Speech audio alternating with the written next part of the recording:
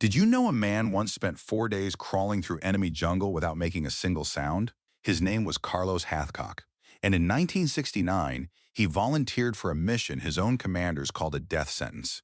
The target was a North Vietnamese general. The distance was 1,500 meters through jungle his enemy owned completely. No backup, no extraction plan. If he was spotted, he was dead, so he crawled, inches at a time, for 96 hours straight. He slept in the mud without moving. He controlled his breathing so precisely that the grass above him never shifted.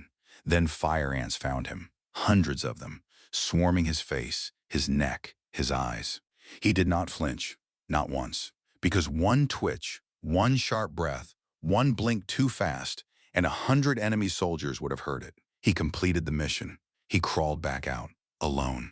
Carlos Hathcock didn't just survive that jungle. He proved that the human mind, when pushed far enough, can override every instinct the body has.